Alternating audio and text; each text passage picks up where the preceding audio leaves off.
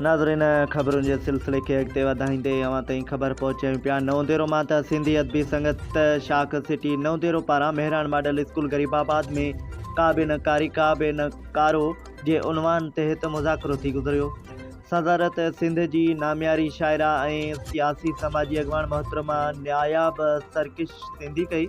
मुज़ाकरे जी शुरूआत में ताज़ो टनो मस्ती ॻोठ ॿुटो चांडियो में बेदर्दी सां शहीद थियल न्याणी ख़ालिदा उर्फ़ रुबीना चांडियो जी शहादत ते कुछ घड़ियुनि लाइ उथी भी ख़ामोशी अख्तियार कई वई ऐं शाह लतीफ़ जी वाई पढ़ी वई। मुज़ाकरे खे ख़िताब कंदे नायाब सरकिश मुज़ाहिमती शाइर मंजूर मंगी, प्रोफेसर ग़ुलाम हुसैन कटपर, शाइर जानी जावेद, सरताज शेख, सलीमुल्लाह चनो, काज़ी सईद, आसिफ अली कटपर, शाइर हाफ़िज़ अता मोहम्मद चनो, इरफान मंगी, राहिल अब्बास कलोड़ो, सलीमुल्लाह बुरड़ो ऐं ॿियनि मुक़ररीन चयो त कारी कारो जहिड़ी कुदी रस्म सिंध जी रस्म हरगिज़ न आहे।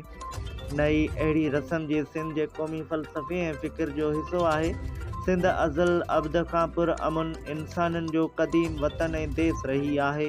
हिन कुदी रस्म जी आड़ में मासूम ऐं बेगुनाह इंसाननि जो खून वहायो वञे थो। अहिड़े अमल जी जेतिरी मज़म्मत कजे उहा घटि आहे।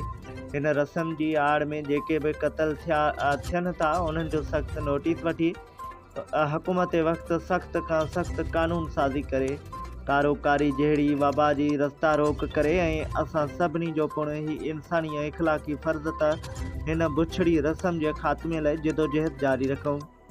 इंसाननि खे कारोकारी जे नाले में क़त्ल करणु पूरी इंसानियत जी तौहीन ऐं सरासर ज़ुल्म आहे। हुन मौक़े ते हुकूमत वक़्त खां मुतालबो कयो वियो शहीद न्याणी ख़ालिदा उर्फ़ रुबीना जे खून सां इंसाफ़ कयो वञे ऐं उन जा समूरा क़ातिल गिरफ़्तार कया वञनि।